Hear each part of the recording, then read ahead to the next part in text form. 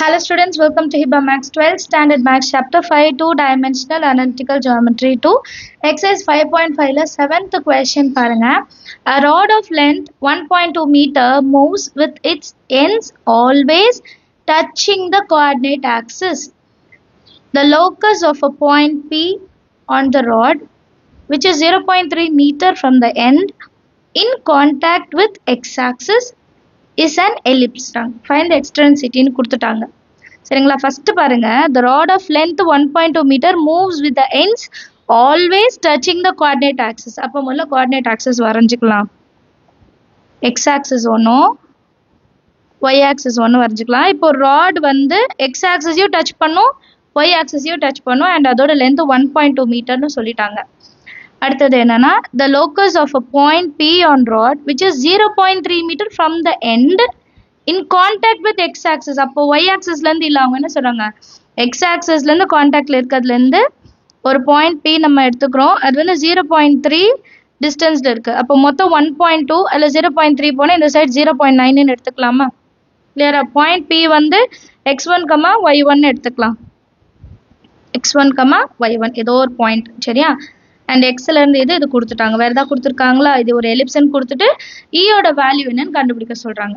சரியா? இப்போ நான் என்ன பண்றேன்னா, இந்த பாயிண்ட்ல இருந்து நேரா x-க்கு ஒன்று, இந்த பாயிண்ட்ல இருந்து நேரா y-க்கு ஒன்று மார்க் பண்றேன், x-க்கு ஒன்று மார்க் பண்றேன்.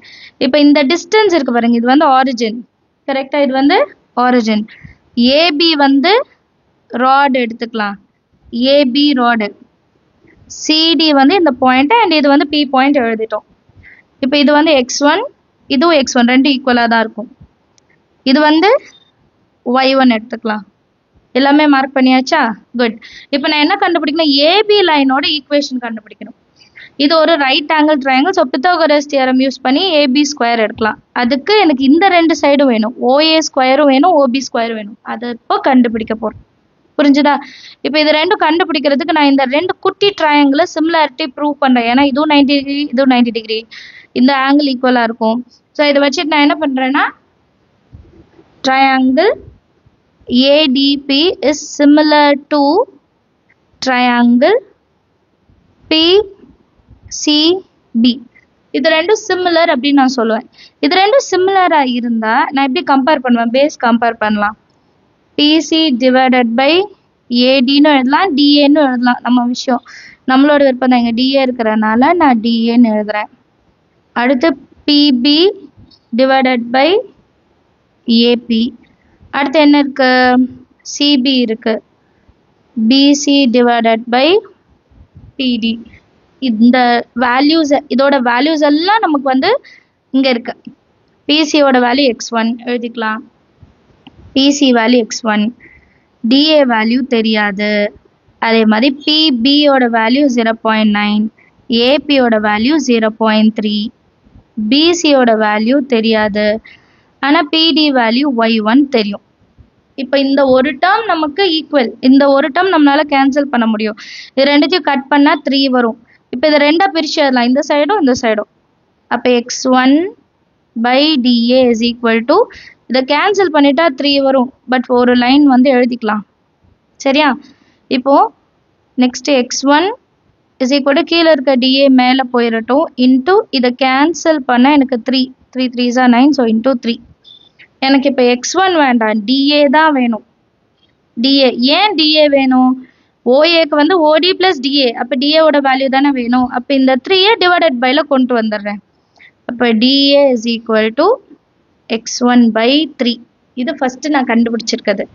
இப்போ இதை வச்சுட்டு நான் OA is equal to அப்படின்னு நான் ஃபர்ஸ்டே எழுதிக்கிறேன், கன்ஃபியூஸ் ஆகக்கூடாது. முதல்ல OA is equal to, OAவோட வேல்யூ என்னது? OD plus DA. இங்கே பாருங்க, இந்த ஃபுல் லைன் OA வேணும்னா OD plus DA. OD value already இருக்கு x1, அப்போ DA value x1 by 3. 3 1s are 3, 3 plus 1 4, அப்போ 4x1 by 3. இது வந்து OAவோட வேல்யூ. கொஞ்சம் குட்டியாக எழுதிட்டேன், ஆனால் அண்டர்ஸ்டாண்ட் ஆகும்னு நினைக்கிறேன். சரியா? அடுத்தது வந்து சேம், இப்போ நம்ம என்ன செஞ்சோமோ அதே மாதிரி OB கண்டுபிடிக்கணும். OB கண்டுபிடிக்கணும்னா OC வந்து y1, இங்கே y1னா இது y1 தானே. BC வேல்யூ இப்போ கண்டுபிடிக்கணும். BC கண்டுபிடிக்கிறதுக்கு இதை எடுத்துப்பேன் நான். சரியா? and இந்த term வந்து 3 4x1 by 3 okay 0.9 divided by 0.3 is equal to BC by y1 இதை cancel பண்ணிட்டா 3 நமக்கு BC தான் வேணும் அப்ப 3 அப்படியே இருக்கட்டும் y1 மட்டும் மேல கொண்டு போங்க is equal to BC இப்போ அந்த triangle பார்க்கும்போது OB வேல்யூ எப்படி இருக்கும் OC plus BC or CB OC value y1 BC value 3 times of y1 ரெண்டத்தையும் ஆட் பண்ணா 4y1 இப்போ OB யும் கண்டுபிடிச்சிட்டோம் OA யும் கண்டுபிடிச்சிட்டோம் இப்போ by Pythagoras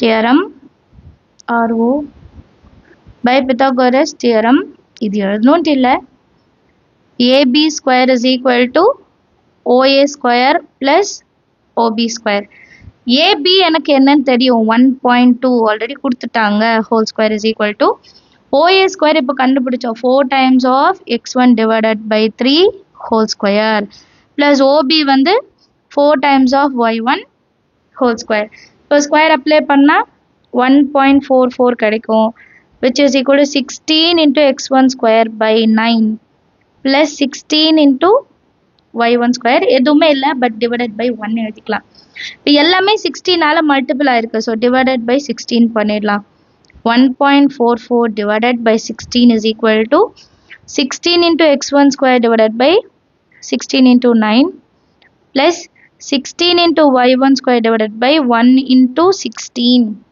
இது cancel 16 16 cancel இந்த ரெண்டு டேர்மையும் நான் cancel பண்ணா எனக்கு ஆன்சர் எப்படி கிடைக்கும்னா 0.09 கிடைக்கும் இந்த 0.09 நம்ம வந்து approximately நான் என்னன்னு எடுத்துப்பேன் 1 ன்னு எடுப்பேன் 0.09 so அத 1 ன்னு எடுத்துக்கலாம் therefore 1 is equal to x1 square by 9 plus y1 square by 1 so இது எப்படி எழுதலாம்னா therefore locus of x1 comma y1 is x square by 9 plus y square by 1 is equal to 1 locus கண்டுபிடிச்சிட்டோம் அப்ப a square value 9 b square ஓட value 1 இப்ப e ஓட value கண்டுபிடிச்சா போதும் e is equal to 1 minus b square by a square which is equal to 1 minus 1 by 9 9 ones are 9 9 minus 1 8